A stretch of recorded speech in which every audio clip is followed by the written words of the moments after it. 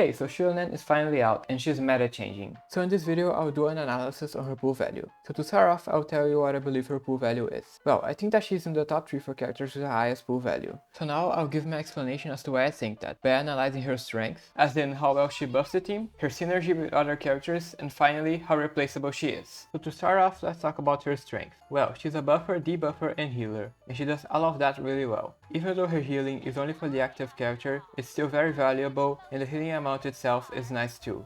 As for the damage percentage bonus she can provide, it can be bigger than Kazuha's depending on how much elemental mastery he has. Not only that, but her buff lasts for very long too. Even though buffing damage bonus isn't in her actual kit, I'm considering it as if it was, because the artifact set just works flawlessly on her, and it's not like you would ever use anything else as well. Even though her rest strat is slightly worse than Kazuha's, she has an advantage, which is that she doesn't need to reapply the debuff on a new wave of enemies. Not only that, but the duration is a lot longer as well, which makes her work really well in teams that don't allow too much swapping, which is a good segue to start talking about her synergy with other characters. So just to put a conclusion on her strength, well, she's just really good. She has really good buffing, debuffing, and healing. She doesn't really fall behind anyone. But now moving on to her synergy with other characters.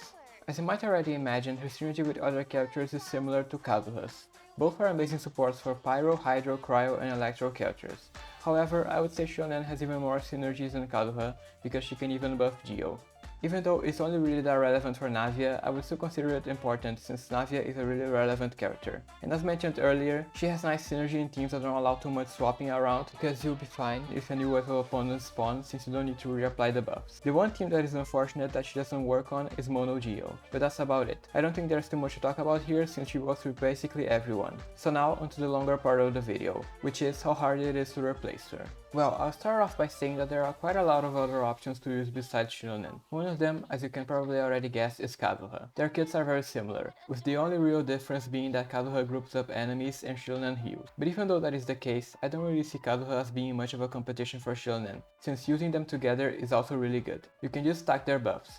And that's kind of the thing with XILONEN. Even though she has competition, you can just use her with the competition since all of the buffs will stack. But the problem comes when you only have one free slot on your team. Only then will the competition actually matter. An example of a team where that happens is in double hydro teams, especially for double hydro vape teams like Hu Tao for example. In this case, you only have one slot for a buffer.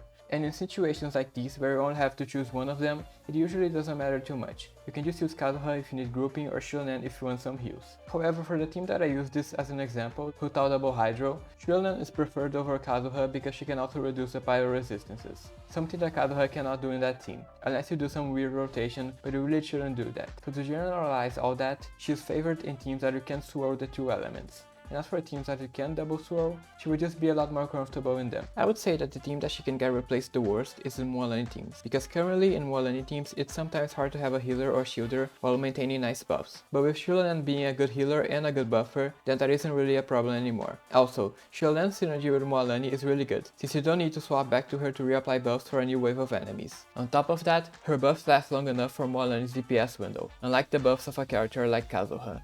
Another type of team that favors XILONEN over Kazuha and perhaps some other supports are teams that don't allow too much swapping. That is usually the case when there is a non-fielder with a long field time, like for example Sino. XILONEN's buffs work a lot better than a lot of other buffs because of their longer duration. But anyways, I talked a lot about XILONEN, but I didn't talk too much about Kazuha, because obviously Kazuha can be favored over XILONEN, and that is mostly when you want grouping. Kazuha's grouping can improve a team in a specific content very drastically, and there are also some teams that Kazuha's pyro-infused burst can be really helpful for the extra pyro application. And then for aggravate teams, his electro-infused Q and bursts actually do some pretty significant damage. So in all those scenarios, Kazuha can be favored over XILONEN. So to summarize this part of the video, she doesn't have to worry too much about competition, and even when she does, she's never really worse and sometimes can be better than all the other options. But anyways, I could still talk a lot about all of this, but I don't want to go too much into the specifics, also because that would take a while. And I think you can already understand at least where I'm coming from with my take. But anyways, those are my thoughts on XILONEN. Hope you enjoyed, and I'll see you in the next one.